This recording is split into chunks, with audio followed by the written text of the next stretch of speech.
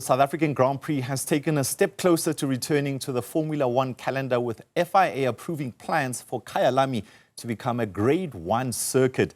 The last F1 Grand Prix in South Africa was hosted back in 1993, just a year before South Africa transitioned to democracy. South Africa's F1 Bid Steering Committee says whilst the committee believes this is positive news for the country and motorsport in our country, it wished to clarify that the announcement and development is entirely independent from the work of the committee. And to give us a clearer understanding on this, I'm joined by Bid Committee spokesperson Mlimandlela Ndamase.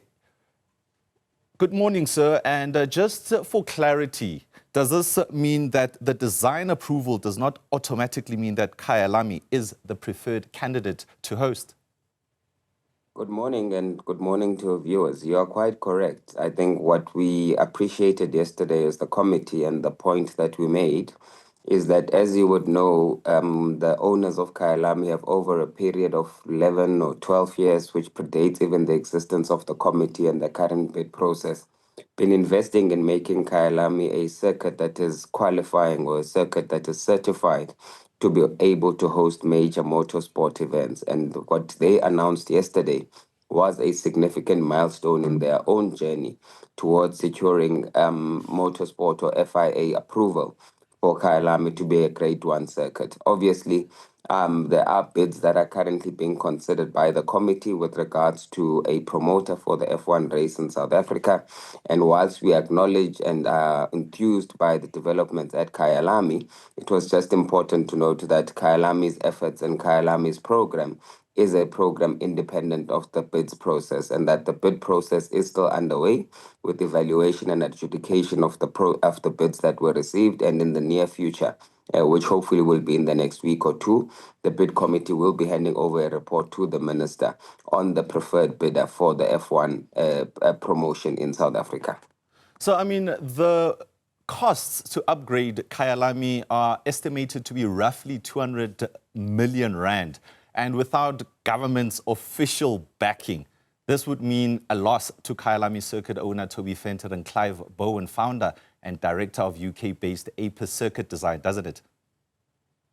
Well, you would need to have a chat with them with regards to their financials. As I've said, from what we have read, or from what I personally have read, Mr. Fenter bought Kyalami, I think, in 2014, and since then he has actually made a far much significant investment in that particular circuit than the amount that seems to be required now to make the final upgrades to it becoming a Grade 1 circuit. So for me, it is clear that there is a business case that they are pursuing, or a financial model that they are pursuing, but it is important to categorically state that that is totally and entirely a private investment and is not supported by any resources coming from the South African government.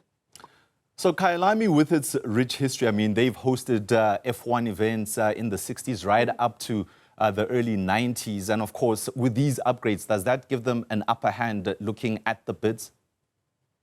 Well, I do not believe so. I think all bids have to be considered fairly within the process. And you must remember that the F1 specifications cater for both circuit and street races. And therefore, it means that any other person who would have made a proposal that relates to a street race or an alternative circuit race would have to be considered fairly, and that Kyalami is not a fait accompli in as far as an identification of a venue for an F1 race in South Africa is concerned. Well, Cape Town has submitted a bid for a street race. Do they perhaps maybe, have an upper hand in the sense that they've also hosted an e-sport type of event down in the mother city? Well, again, I don't think it's a question of upper hands. I think it's a question of whether or not the bids that the committee has received, do they meet the technical expectations and specifications that have been set out? Do they meet the requirements that F1 has shared with South Africa in terms of what is required to host a Formula One event such as an F1 race, and whether or not they meet the requirements in terms of all the other auxiliary and supporting infrastructure and logistics that are required for an event as big as the Grand Prix. And that is the work that the committee has been doing, and that is the outcome in the report that we are saying in the next week or two we will be sharing with the minister, which will give some direction as to who is the preferred bidder or who is the brand promoter that the committee feels meets the requirements and best represents the capability, the skills, and the experience that South Africa can bring to hosting a Formula One Grand Prix that would be most suitable and successful in the context of our country. Is there a possibility to have both a circuit and the street race? Well, I'm not mandated to speak on behalf of having both, but I think we've seen in other countries that, and the minister has said this previously, because when people try to create a competition that we are competing against ourselves and Rwanda, etc., in hosting an African race, the minister made an important point that it should not be seen as a competition. There are many continents which host more than one Formula One Grand Prix event, and it does not prevent us as Africans from hosting an event in Kigali and another in South Africa.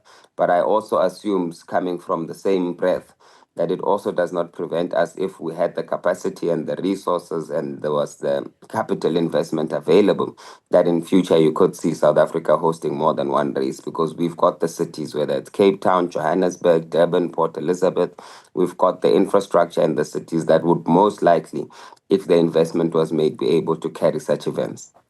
I mean, Cape Town hosted Formula E, and that gave a rough estimate of 1 billion rand cash injection into the city. And it's not even a fraction of a size of F1. How big a deal is it to host an F1, and what would it mean for South Africa economically? Well, the important thing is that we must understand that despite what people always tend to focus on, that we host the F1, it's an elite sport, and some would want to argue that government must put up money. I think the minister has been very clear in his leadership and guidance that this is a project that must be carried by the private sector. But as you have mentioned, the economic benefit of hosting a Formula One to our country will be, it will be humongous. Both in terms of our hospitality, our tourism, our logistics, in terms of customs duties.